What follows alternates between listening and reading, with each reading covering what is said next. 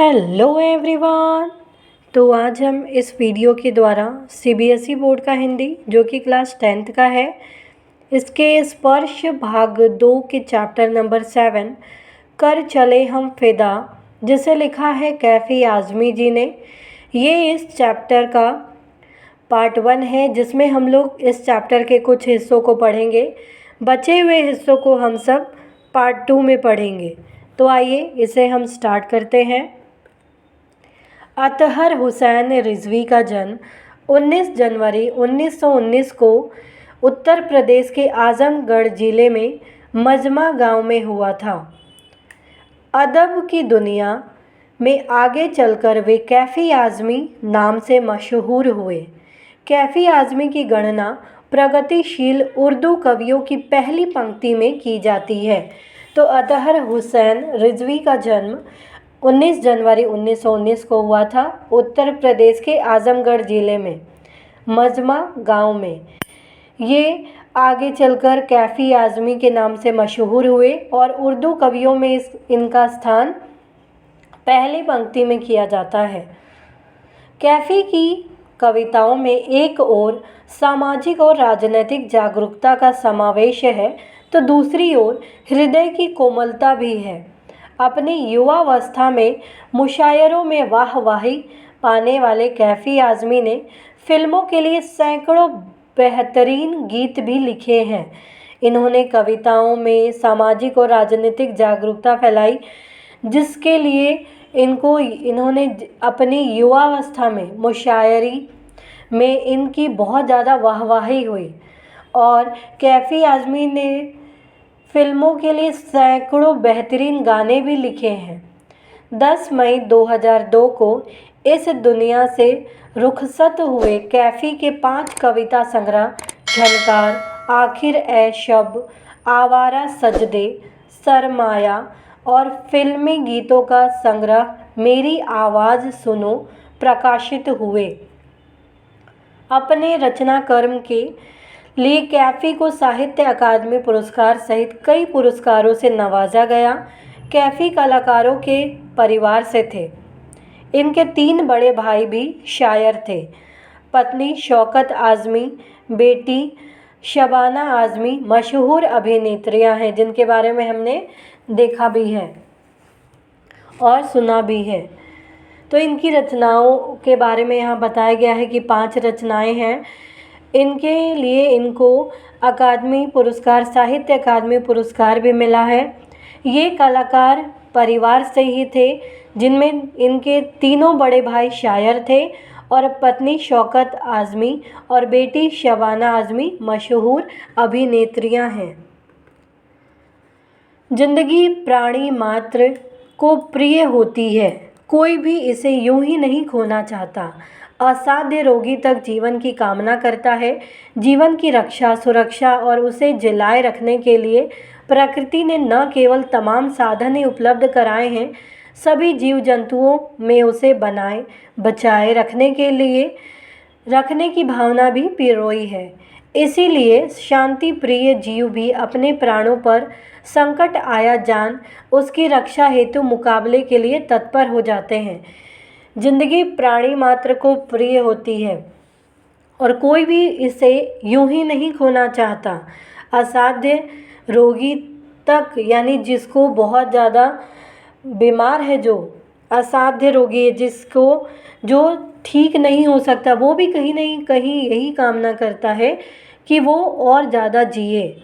जीवन की कामना करता है, वो जीवन की रक्षा की, सुरक्षा और उसे जिलाए रखने के लिए वे प्रकृति ने न केवल तमाम साधन ही हमारे सामने उपलब्ध कराए हैं, बल्कि जीव जंतु भी उसे बनाए बचाए रखने के लिए अपना योगदान देते हैं। शांति प्रिय जीव भी अपने प्राणों पर संकट आया देखकर उसका मुकाबला करते हैं, क्योंकि जीवन के लिए।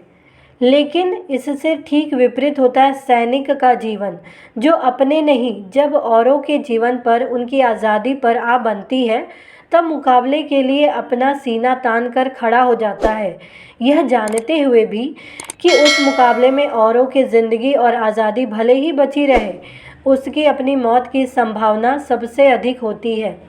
इसके विपरीत बताया गया है कि जो सैनिक होते हैं वो दूसरों के लिए जीते हैं, वो दूसरों की जीवन की भलाई के लिए, जीवन की सुरक्षा के लिए जीते हैं और आज़ादी पर अगर आ बनती है तो वो अपनी जान भी दे देते हैं, सीना तान कर खड़े रहते हैं। उनको ये पता है कि वो औरों की ज़िंदगी और आज़ादी के भले के लिए कार्य करते हैं। तो एक सैनिक होते हैं जो दूसरों की भलाई के लिए, दूसरों की रक्षा के लिए जीते हैं। यहाँ दो बातें बताई गई हैं। प्रस्तुत पाठ में जो युद्ध की पृष्ठभूमि पर बनी फिल्म हकीकत के लिए लिखा गया था, ऐसे ही सैनिकों के हृदय की आवाज़ बयान करता है जिन्हें अपने किए धरे पर नाज है। इसी के साथ इन्हें अपने देशवासियों से कुछ अपेक्षाएं भी हैं, क्योंकि जिनसे उन्हें वे अपेक्षाएं हैं वे देशवासी और कोई नहीं, हम और आप ही हैं। इसीलिए आइए इसे पढ़कर अपने आप से पूछें कि हम उनकी अपेक्षाएं पूरी कर रहे हैं या नहीं। तो उन्होंने अपनी जीवन को न्यौछावर कर दिया हम सब के लिए, तो क्या हमारा भी कुछ कर्तव्य बनता है? तो उनकी जो ये अपेक्षाएं हैं वो हम पूरी करते हैं या नहीं करते हैं? कर चले हम फिदा, कर चले हम फिदा, जानो तन साथियों, अब तुम्हारे हवाले वतन साथियों। सांस थमती गई, नब्ज़ जमती गई, फिर भी बढ़ते कदम को न रुकने दिया। कट गए सर हमारे तो कुछ गम नहीं, सर हिमालय का हमने न झुकने दिया। मरते मरते रहा बागपन साथियों, अब तुम्हारे हवाले वतन साथियों।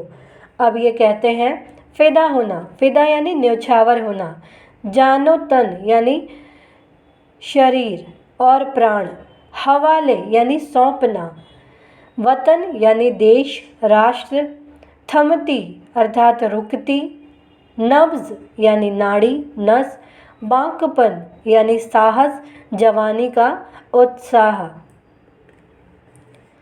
यहाँ बताया गया है कि युद्ध भूमि में सैनिक देश की रक्षा करते हुए अपने प्राणों को न्यौछावर करते समय अन्य साथियों से कहते हैं कि हम तो देश की रक्षा के लिए अपना शरीर और प्राण न्यौछावर करके इस दुनिया से जा रहे हैं।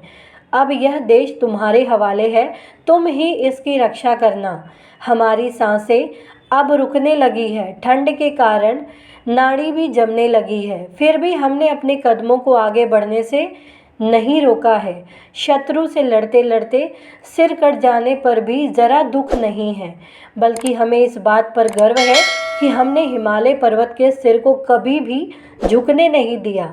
हिमालय अर्थात देश के मान सम्मान को ठेस नहीं लगने दी। मरते समय भी हमारे मन में बलिदान और संघर्ष का जोश बना रहा। अंतिम समय तक भी हमने हिम्मत और साहस से शत्रुओं का सामना किया। अब इस देश की रक्षा का भार तुम्हें सौंप रहे हैं, अर्थात देश की बागडोर तुम्हारे हाथ में है, अतः इसकी रक्षा करना। तो यहाँ सैनिक लड़ते लड़ते अपने प्राणों को न्यौछावर करते समय कहते हैं हम सब से, देशवासियों से, कि अब देश की रक्षा आपके हाथ में है। शरीर और प्राण ये छोड़ रहे हैं, दुनिया से जा रहे हैं। इसीलिए कहा गया है कि अब तुम्हारे हवाले वतन साथियों, अब आपको ही रक्षा करनी है। हमारी सांसें जब तक चली हमने देश के लिए लड़ा और शत्रु से लड़ते लड़ते हमने देश का सर नीचा नहीं होने दिया, यानी देश का मान सम्मान को ठेस लगने नहीं दिया। और मरते समय भी हमारे मन में बलिदान और संघर्ष का जोश बना रहा है। अंतिम समय में हमने हिम्मत और साहस से शत्रुओं का सामना किया, देश की रक्षा की। अब हम देश का भार आपको यानी देशवासियों को सौंप कर जा रहे हैं। अब देश की बागडोर आपके हाथ में है, आप इनकी रक्षा करना। काव्य सौंदर्य है। कवि ने देश हित के लिए बलिदान की भावना को महत्व देने का वर्णन किया है। काव्यांश में उर्दू शब्दावली का प्रयोग कविता के सौंदर्य में वृद्धि कर रहा है। भाषा भावानुकूल है तथा भावाभिव्यक्ति में पूरी तरह सक्षम है। मरते मरते में पुनरुक्ति प्रकाश अलंकार है। वीर रस का प्रतिपादन किया गया है। भाषा में गीतात्मकता व लयात्मकता का पुट है। तो उम्मीद है आपको यहाँ तक के ये कविता के भाव समझ में आए होंगे। तो प्लीज़ आप इस वीडियो को लाइक करना, शेयर करना, सब्सक्राइब करना, कमेंट करना ना भूलें। Thank you.